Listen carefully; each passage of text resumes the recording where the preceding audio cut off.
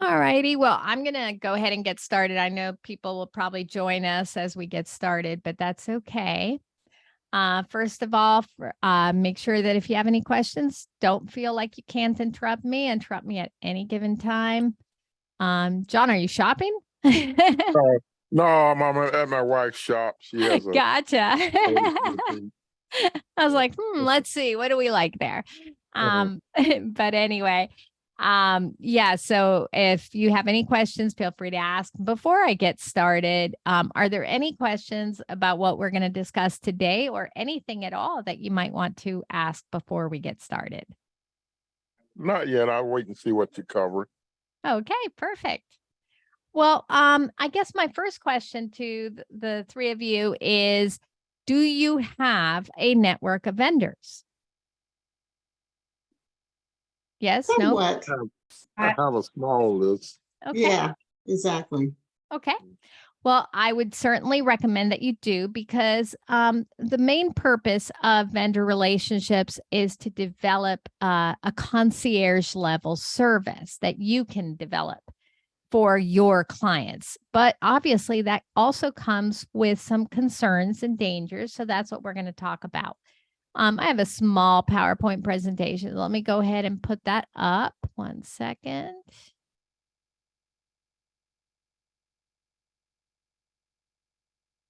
Let's see. Why is it not showing? Let me go back. There we go. Can you see my screen? Yes. Okay.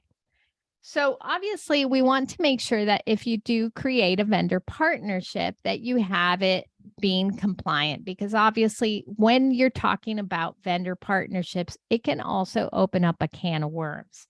So that's where I want to make sure you understand the pros and the cons of what we're going to look at. Your concierge level service is extremely important, because having that network of valuable partners, vendor partners, will give you additional value and service that you can offer. There are some top listing agents up in California that I'm constantly listening to and talking with. And one of their biggest sales, as far as how they get all the listings, is by having that concierge level of service. So if somebody, when they come in and list the property, they tell them, I've got a cleaning crew that's going to come in, and they don't actually even, they do it a little differently than I would necessarily suggest, but they actually have their cleaning service clean before every single listing, before they ever take a listing, to make sure that it's done the way they like it. The stager comes in, everything's included. But of course, we're talking multi-million-dollar properties that I'm talking about. Right. But at the same time, we can take a little bit of what they're doing and apply it to even a mid-level or a lower level property, in the sense that we have to have the ability to be the go-to. If somebody is looking for a handyman or for a pool person or whatever, you want to be able to say, oh, I got that. So having that network will make you stand out, and it'll make you, instead of being good, it'll make you be excellent or superb, above the crowd. So you definitely want to be able to be that resource, not just for their sales of their house, but also for anything and everything. If they think, oh gosh, I got to get a painter, you want them to think, hey, let me call John. I guarantee you he knows someone. So that way you become the go-to for everything, even after you have purchased, or they've purchased a house, or they've sold a house through you. You want to be able to know that they know you as that their concierge, their person to go to. And that should be anything from a chef to a personal cook, a gardener, a landscaping, anything and everything. But of course, that can also open up some perilous situations. So that's where we're going to talk a little bit more. But now a lot of people have a painter or a handyman. A lot of realtors might have a roofer or a lawn service, all these things on the screen. I'm going to read them out since I know Amy's on a phone.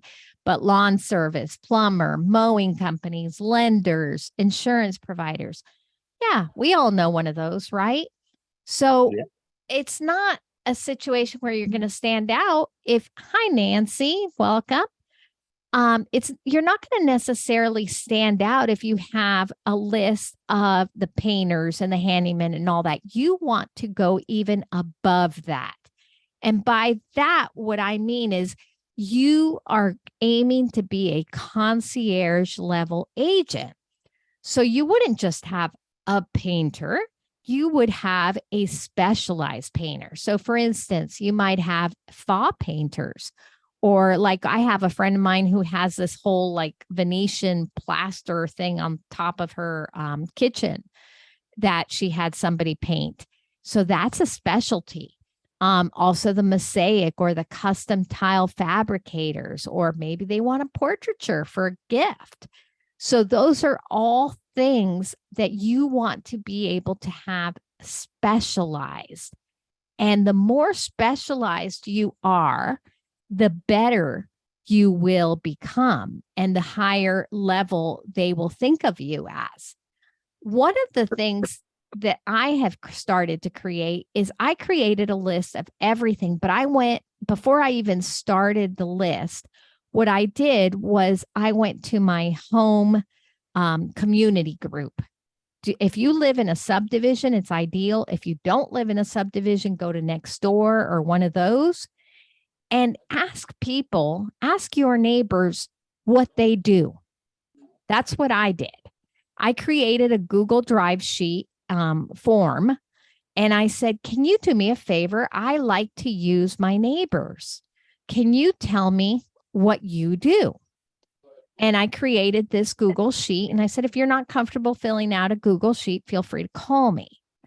But what I did by doing that is they were appreciative that I was thinking of them. And of course, at the same time, I was appreciative because now I was going to have neighbors that I knew what they did, and we can help each other. So with that, I created this spreadsheet. After I got all the forms together, I created the spreadsheet, and I have everything from massage therapists to physical therapists to occupational therapists to CNAs to tile installers to luxury vinyl flooring. I mean, I have everything on that list because I went to the neighbors and asked them what they did. And they will very much appreciate that. If you don't have a social media group, create one. And by creating that one, you're going to be the go-to source. Again, don't make it real estate focused when you create your community group. Make it community group. Like I barely ever even talk about real estate on my community group. But guess what? People talk about moving, or they talk about, hey, I'm thinking about buying an investment property. So that will give you the ability to kind of be aware of what's happening without being that obnoxious salesperson, right? That they all dread. So by doing that, you can create the ability to create that spreadsheet and really, really start teaching everyone that you are the go-to source for real estate, just because they're going to look you up inevitably. Say, who's this Deirdre girl? And they'll look her up and say, oh, she's a realtor. So that's cool. And plus, you're going to put yourself on the list immediately. You're going to start with that. So that's something that I want you to really take heed of. And of course, in flooring, same thing. You want to have the Oriental rug purveyors, the cleaners. It's so hard to find a cleaner for Oriental rugs. If you've ever tried, whoops, let me go back. If you've ever tried, I'm telling you, it is not easy. So have those lists for them.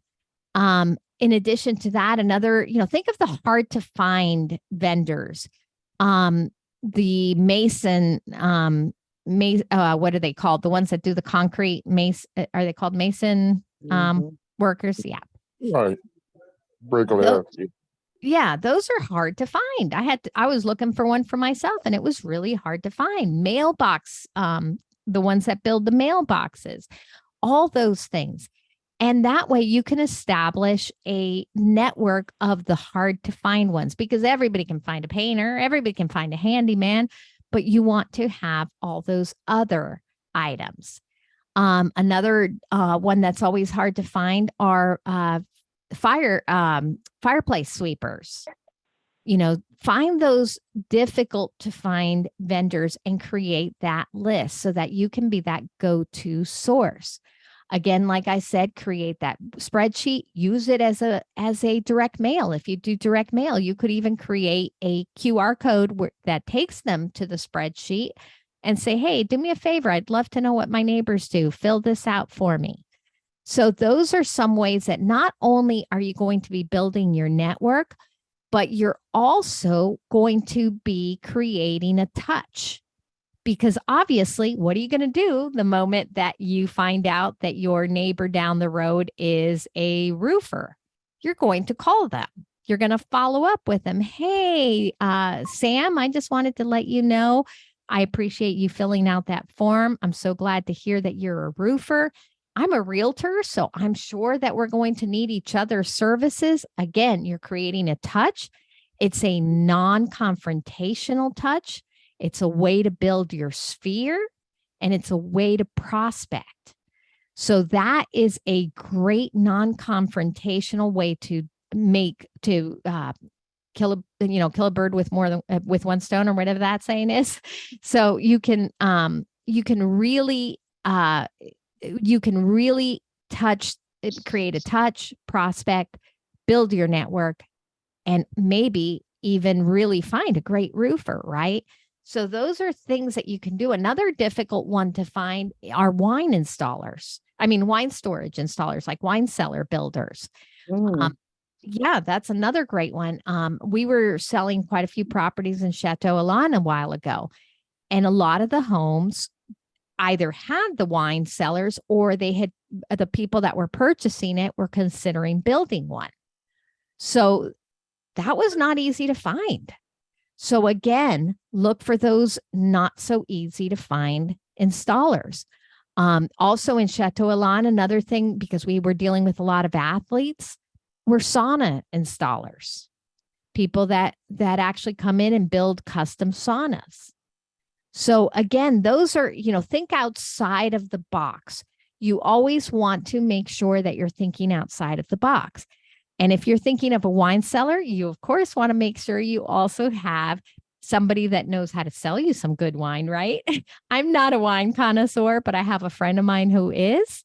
So when I was dealing with that, I called her. I said, what kind of wine should I be getting as I meet with this client? So you want to have those resources. Even that wine connoisseur friend of mine becomes a resource. So those are all ways of standing outside of the norm, because none of us want to be standing where everybody else is standing. We want to be standing outside of that norm. We want to be able to take that extra step. Now, what do you think is it that I mean when I say you could be in a perilous situation, though? Anybody? Make sure that vendor is reliable, I guess. That's definitely one. Absolutely. So, if you have a need for them, definitely try them out first. Or if you have a way to figure out, look at some of their portfolios. But even more importantly, when you refer a lender, for instance, and the lender does a terrible job, who gets blamed? You do. You do. So you want to make sure you never, I don't care if it's a lender or a wine cellar or a floor installer, you never want to give just one referral. So that is, if there's one big takeaway from today, it's going to be that. You never want to give less than three, really. Because what happens is you can possibly become somewhat liable. I don't think it would ever fly. I'm not an attorney, but I still wouldn't want to be in that position, right? So you always want to give a list of 3. I don't care if you have your favorite lender, but you never want to give less than 3.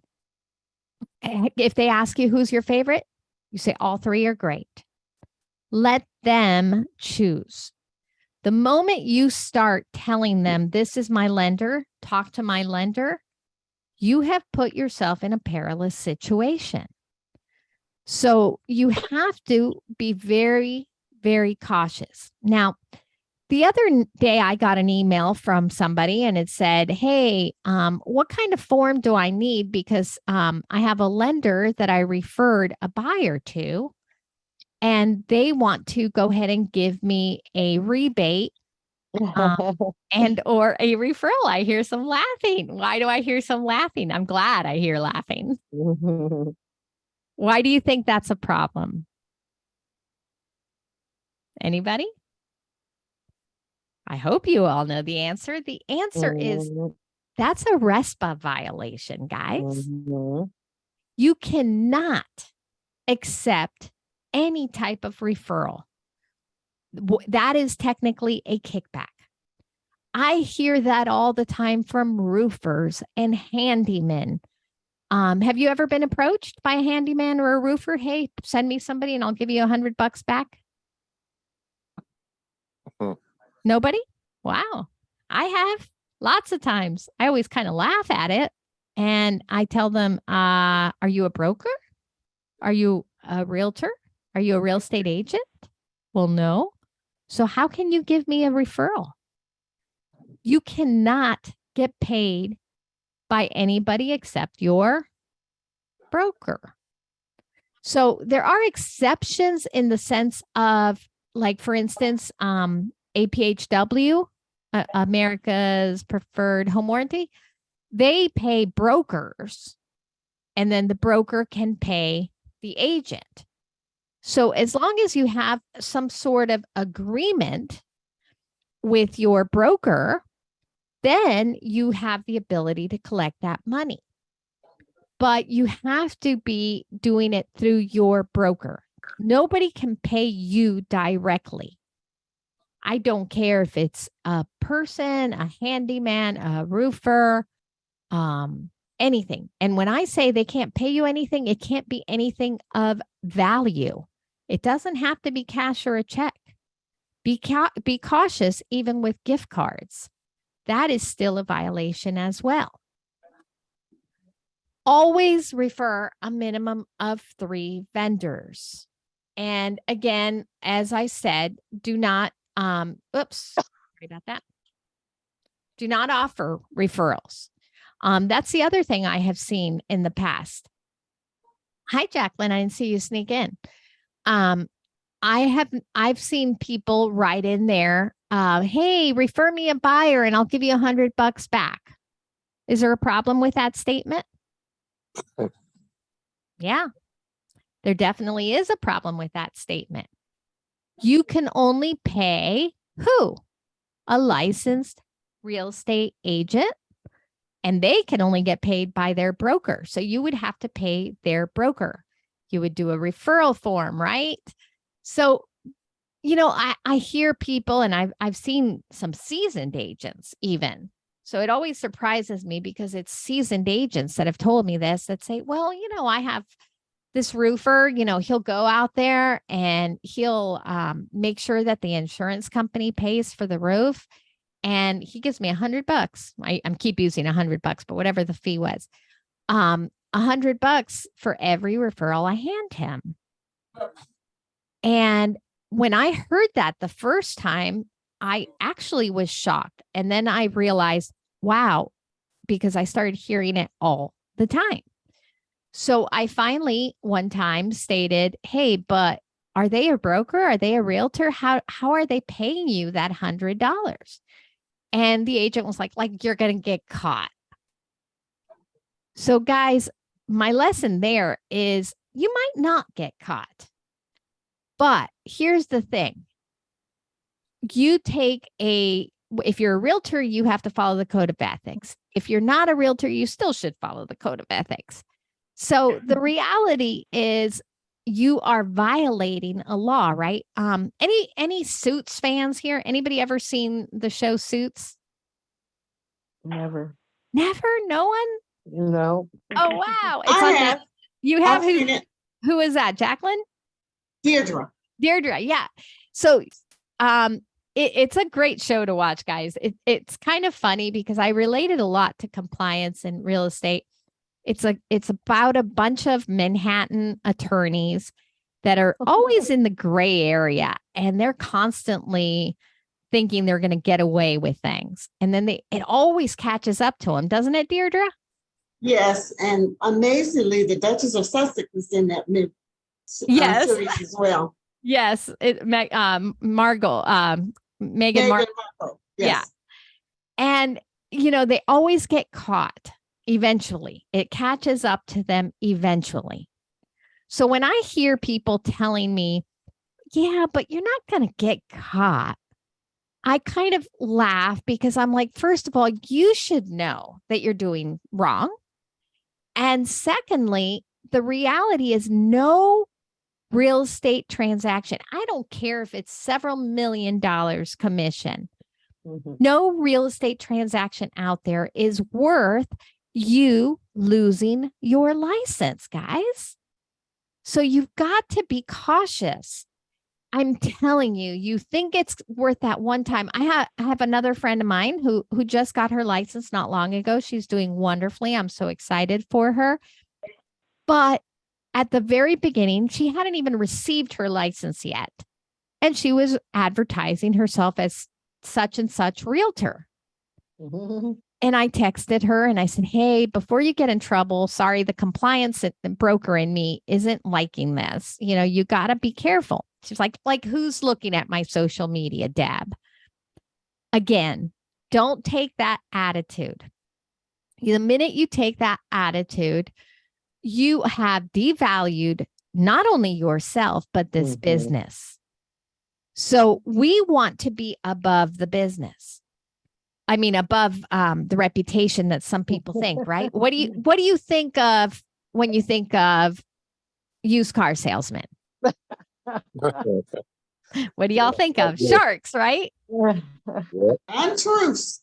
Untruths. And guess what? There's a statistic out there that says realtors are not far behind. And that is really sad, especially for those of you that are working hard to keep this business compliant and above board, right? It saddens me when I hear about that. I've been a realtor since 1994. And when I think of people thinking of me as untrue or unethical, it makes me want to cry. So we have to take it above that. Oh, okay. We've got to take it above that. So never accept payment for a referral unless it's from a licensed agent. Never offer a referral. Now, guess what, guys? I'm going to give you a shocker. How many of you guys give closing gifts? Anybody? No? I'm I sorry, have. say that again. How many of you have. guys give closing gifts at closing? I I do. do. I do. Okay. I do. Well, guess what? That actually, as per Greg, we're not supposed to. I'm not telling you not to. Says we can give $25. No, actually, that's a myth. If you go and look at the license law, nowhere does it say $25. No, I say in the tax law permits $25 Oh, the tax law. per Yes. Yes. Yeah. But who really stays within that 25? Do you? Yes, I do. Oh, good job. I do too. So that's why I'm laughing. I'm very good about that too. But the reality is the Greg law says nothing of value. My feeling on closing gifts is that I feel that they are paying for a service. We go to the doctors. The doctors don't give us a closing gift, right? They don't give us a pre-surgery gift. Hey, I'm about to operate on your knee. Here's a little gift for afterwards. The only gift they give us is a bill, right? So, and it's no gift at all. So, we have to make sure we keep our business professional. And part of doing that is by having compliance and following the law. Now, I'm not telling you don't give gifts, but what I do like to do is I have friends of mine that have their own businesses. Like, for instance, I have one that has a soap business, another one that she does these really cool, like, I don't even know how to describe them, baskets. She's very artsy and she's an artist. And so what I like to do is say, hey, I'd love to promote your business. Why don't we help each other? And I might pay her for the materials so that they're still under the $25, and she'll make a gift. And then I'll make sure that I advertise her information, and we kind of partner up that way. And that is, in essence, a vendor partnership. And that way, the gifts are truly from a small business, local small business. And at the same time, they're very sweet and personal. I have another person in our neighborhood that is an artist and paints, does the portraits of houses. And again, I just make sure that I advertise him as much as I can, and he'll do it at a very low cost. Things like that. You want to create partnerships. Going back to what I said at the very beginning is you want to have that concierge level of service. So one of the things that I do using my vendor partnerships is I'll pick up the phone once a quarter and call my sphere, right? Well, I do it every month, but once a quarter, each person will hear from me. And so as you're picking up your calls, as you're making your calls, I call them. And my very first question, of course, of how you doing? Let's set up coffee. If they don't have time to set up a coffee time or whatever, I might say, hey, what's going on at your house? Inevitably, you hear, oh, my water heater went out, or this went out, or that went out. And I say, oh, do you have a plumber? I don't. I was just about to go look for one. I'm going to send you a list of my plumbers. Make sure you are calling. That is the easiest way to start a conversation, just by asking them how things are going on at their house. Oh, I'm looking for a new car. I know a car salesman. Let me send you a couple names of car salesmen. Again, I always give them 3, minimum of 3. And I will do my best to send them somebody that's local or obviously past clients. The other thing I like to tell you about vendors is that, do we like to do business with people that do business with us? Yes. Of course, right? If you said no, I'd be wondering about you. So I let my vendors know. Of course, it's hard if it's a lender, for instance, but like even my hairdresser, I'll tell my hairdresser, hey, listen, I love how you do my hair, but at the same time, I want you to know I can't always be paying for you to do my hair. I sell houses. I need to know that you also know I sell houses. Who do you know that you can refer me to? And I'll ask that every time she does my hair. Eventually, after 2 or 3 times of asking, I might say, I like to do business with people that do business with me. So I'm going to tell you right now, I need you to tell me, who do you know that's looking to buy, sell, or invest in real estate? And I say it over and over. After a while, I have done this. I literally have fired my hairdresser and gone to a different hairdresser, because I want to make sure that what I'm putting into someone, they're also putting into me. So I make sure, obviously, like I said, you can't do that with, say, a lender or an attorney, but you can do that with plumbers, with electricians, etc. And I have electricians that I know work with a million different realtors, but what they'll do, seriously, is they might send me a bone, and then they'll send somebody else a bone, and then they'll send somebody else a bone. You know what I mean? So and I'll tell them, in order for me to do business with you, I need you to also appreciate me. And I'll tell you what, you will gain respect when you do that, because they are in the same boat, right? They're not going to do business with you if you're not sending the business. So they know what you're talking about when you say that. Here's the section of RESPA that prohibits giving or receiving any referral fees, kickbacks, or anything of value being exchanged for referral of business involving a federally related mortgage loan. Now, RESPA only refers to exactly what it says there, federally related mortgage loan. The violation applies to verbal, written, established conduct of such referral agreements. The GREC law also addresses gifts, though. I did not put the screenshot in here of the GREC law, but the GREC law says almost identical to it, except for the federally related mortgage loan part. So the reality is we cannot entice people with a referral, and we cannot collect referrals from anybody unless they are licensed realtors, and we can only collect that money from our broker.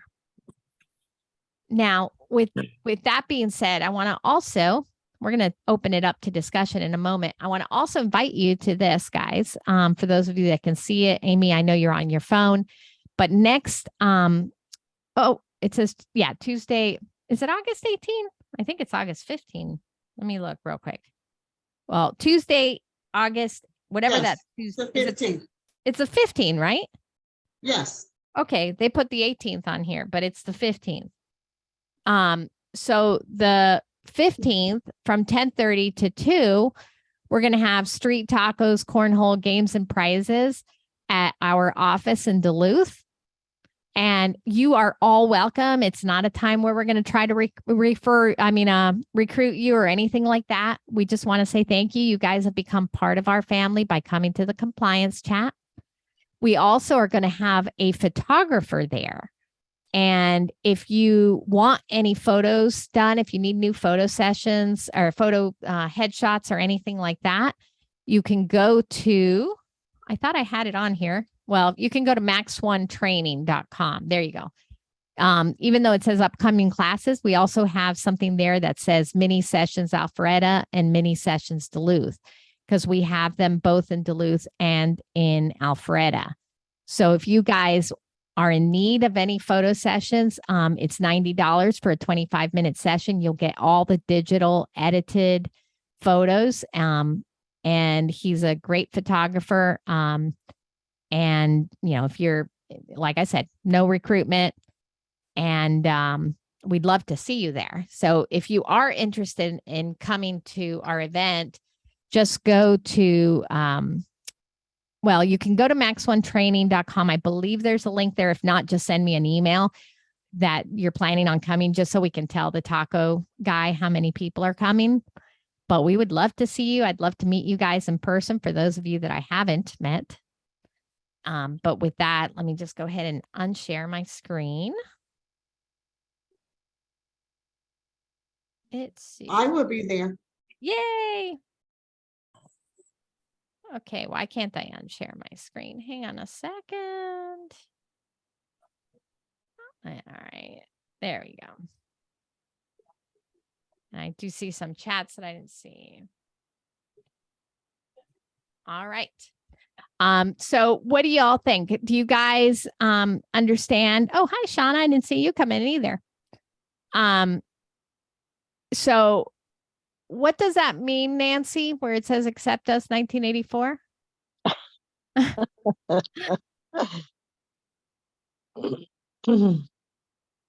Nancy? I'm here. Oh, what's that mean? I'm here. Okay. Was that just you trying to get in? No. When you were talking about people who were the used car salesman, I said, accept us. Oh, yeah. Yeah, for Can sure. you hear me? Yes, I can. Yes. Oh, okay, good. I didn't know if you were able to hear me. Yes. So yeah, and also you were saying that you were since 1994 in real estate. Yes. You're from Yeah. 84? Wow, that's awesome.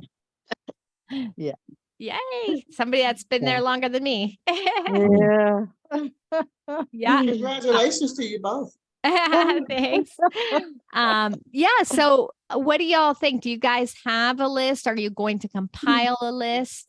Is there anything that I said that you have questions or maybe a takeaway from what I said?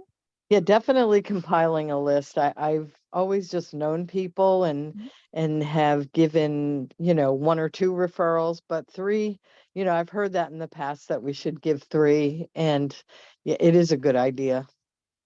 Yeah. And like our famous last words, just about every attorney, every broker will tell you it's never a problem until it's a problem. Till it's a problem. Exactly. So you don't want it to be a problem. The who here has a community group in their neighborhood? Nobody? Well, create one if you don't have one. Join one if there is one. Yeah, I'm on Nextdoor, Mhm. but I'm thinking that I guess it's a good place to be, but there's a lot of too much I don't Gossip. know. Yeah, just all this back and forth stuff that takes up a lot of your time, and you're notified every time there's a comment. Yes. Well, you can stop those notifications. I stopped mine. Oh, okay. But the Facebook social media group the reason I like that is because you're the moderator, you're the head of it when you create your own. Oh, okay. You could be you'd be the administrator. Correct. So if Mm. you don't have one, I would create one. And what I do, again, I don't talk about it being a real estate group at all. Mine is, for instance, is called Everything Goes. And I let Oh. people vent. I let people talk about anything and everything within reason. There's one or two that I've actually deleted. Uh, But with that being said, I let them vent. I let them talk. You always know when somebody's about to move. And then I'll post, like I said, that's where I tell people, tell me what you do. And then put the list there. And it's gotten to the point where people go to that Facebook social media. I have it pinned, the spreadsheet that I use, and they go to that social media group to find whatever vendors they need. So you want to be that go-to resource for them. So, Shayna, what about you? Or Shayna, what about you? Do you have a Facebook group that you belong to or that you've created? No, I don't. Okay. I could see you doing a really good one too. What I was saying, I don't know when you jumped in because I didn't see you come in, but basically what I was saying was if you create a social media Facebook group for your neighborhood, you can go in there and ask all your neighbors what they do and compile a list of vendors that way that are also your neighbors. I love that idea. Yeah, and they love it because they're appreciative that you're thinking about them and that you're going to use your neighbors, So I always tell them, hey, I want to use my neighbors before I use anyone else. Mm-hmm. And obviously, when they see you doing that, they're going to, and then as soon as they fill it out, I call them up because I make sure I created a Google Drive sheet form and I call them up and I'm like, hey, I noticed you filled that out. So you want to tell me a little bit about your business? And then what I do is once a month, I will show one of the vendors. So I will talk about, hey guys, I hope if any of you guys need a cleaning service, this person right here is my go-to cleaning service. She owns this business and she's been doing this for X amount of years and da da da da da. And you highlight or spotlight one vendor every month. And I'm sorry? I have a question. Sure, absolutely. Okay, suppose you have a neighbor that has a trade and they're good at the trade, but they're not certified. Well, when you say certified, there's only three businesses in Georgia that need to be technically licensed or certified. Okay. And that is plumbing, electrician, and GC. What was the last one? General contractor. Okay, okay. So if they're not one of those three, you're fine. Now, again, you're not going to say whether they're you're simply saying, here's a list of 3 people I use. Let them decide, because some of the best ones are the ones that are not licensed and certified, right? Right. So Right. again, you're not, yeah. And I always whenever I send any type of referral, I always say, these are just 3 people I have used. Feel free to contact them. Same with inspectors, home inspectors. I do the same thing. I'll say, these are 3 inspectors that I use. Feel free to call each one of them, see which one you like the price and the availability for. And then they inevitably ask you, who's your favorite? All 3 are great. I always go back and say, all 3 are great. Feel free to use whichever one you want. And I'm not saying one's better than the other. I'm not saying one has more experience than another. I'm leaving all that up to them. And then I do also add one other sentence whenever I send a referral. And that is, and of course, you're welcome to use whoever you would like outside of this list as well. So Yeah, that way that you're makes never sense. held. What was that, Nancy? Oh, it's a good idea, I said. Yeah. Mhm. I'm all about compliance. I'm all about legalities, and I don't ever want to be stuck in a position where they can come back to me. I'm thrilled that we added this year in our contracts that we're no longer responsible for inspection issues. Because of course, in the past, a year after the house sells, and they're still calling you and saying, your inspector didn't see this. My inspector? No, you paid him. It was your inspector, But, thankfully we did add that where it doesn't make us liable anymore. But any questions, comments? I can make a comment. Sure. In South Florida during Mhm. COVID, my best friends, probably 40 years, they wanted to buy a house and I helped them. And I didn't know the area that well that they were buying in. And so I called another realtor friend of mine from that area to ask, who should I use for home inspector for them?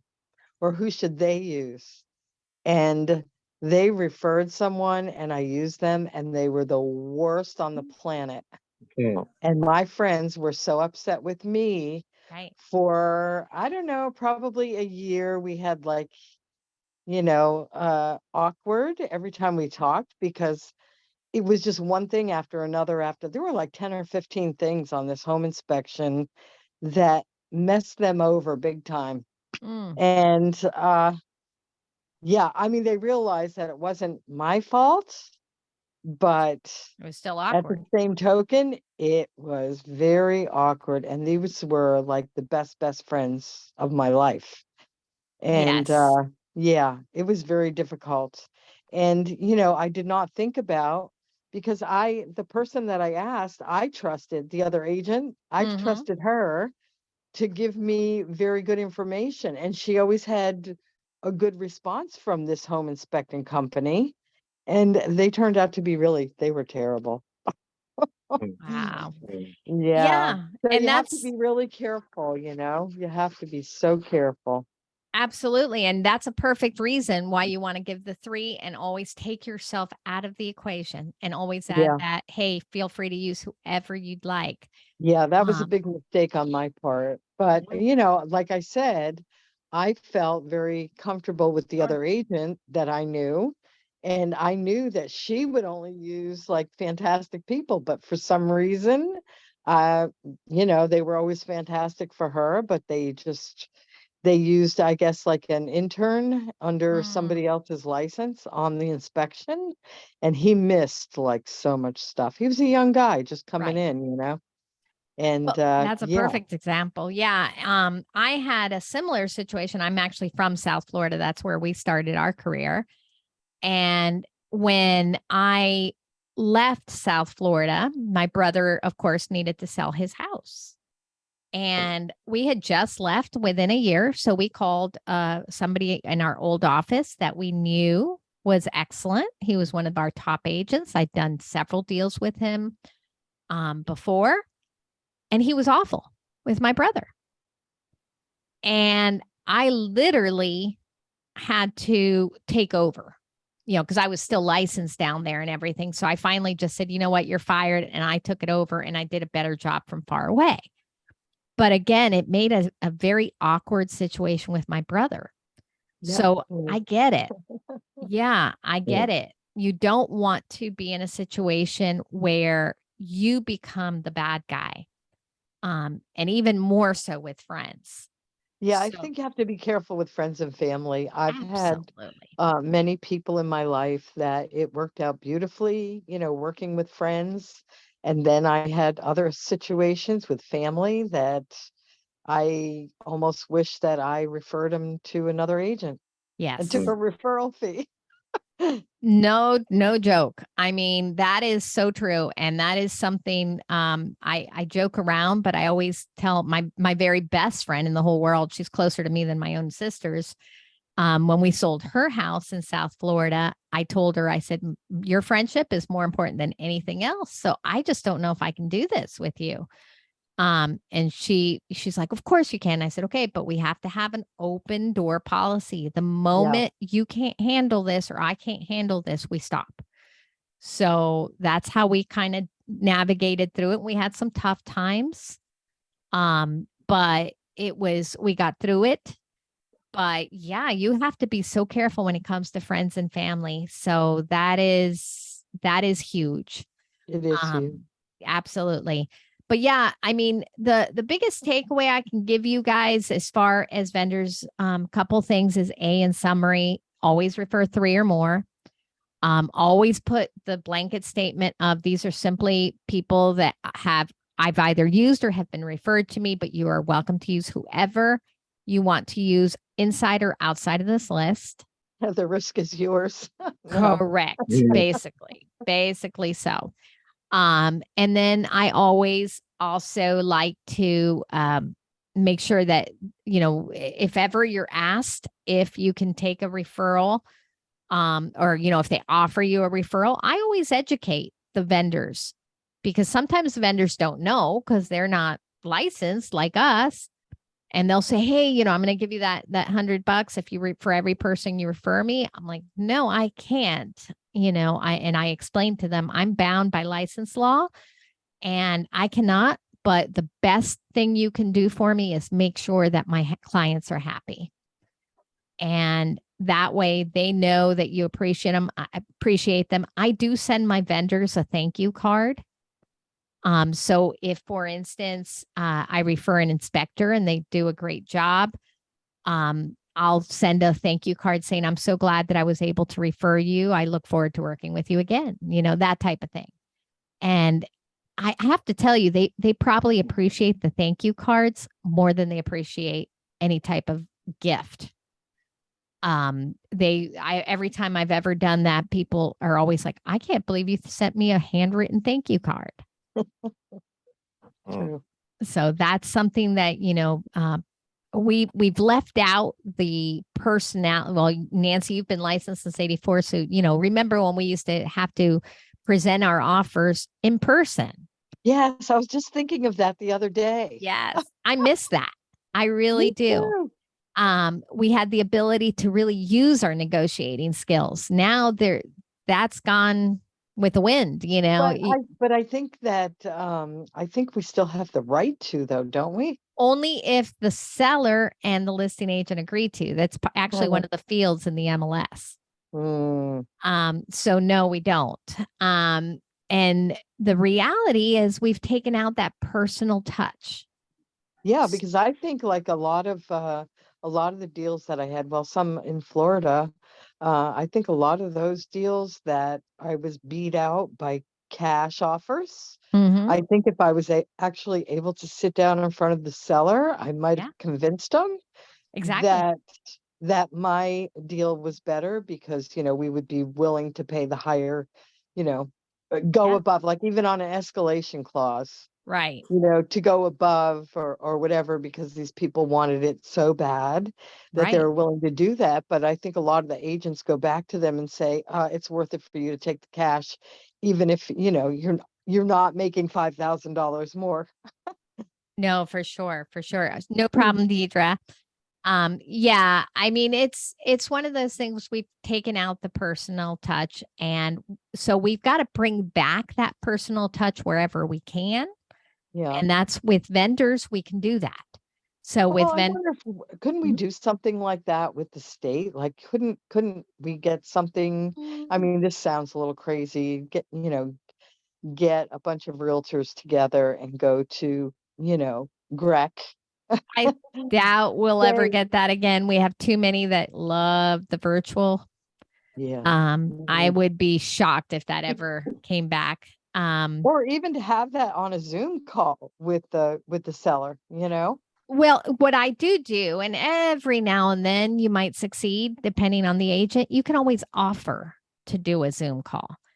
Yeah. And Okay. I have found, like, especially with a younger agent or a less experienced agent, where they actually appreciate your help, because I always remind them, and I teach negotiations as well. And when I teach negotiation, I always want to come from a collaborative view.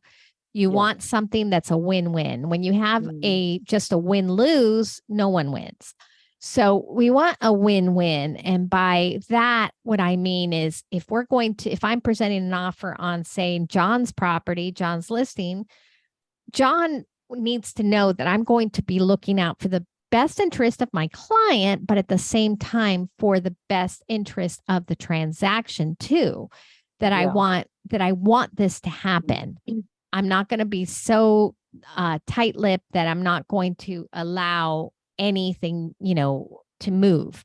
And I always explain to my client the best way of negotiating is collaborative, where we give and take a little bit. So with that being said, if I give John the ability to know that that's how I am, and he's like, look, I have a really tough seller and there is no way I can move him. Hey, John, how about we schedule a Zoom call and we can try to together explain to your seller why this is in his best interest. So that might be the way to go. Okay. Yeah, that sounds good. But other than that, I want to respect y'all's time. It's 11:58. If you have any questions, I'll stay on for a minute. And otherwise, you guys have a fabulous and successful week. And I hope to see some of you next week at the event. Okay. Thank you. Thank you. I'll take off now and say goodbye. All right. Bye. Take care. Bye-bye. Bye. Thank you. Bye, Amy. Bye, Jacqueline.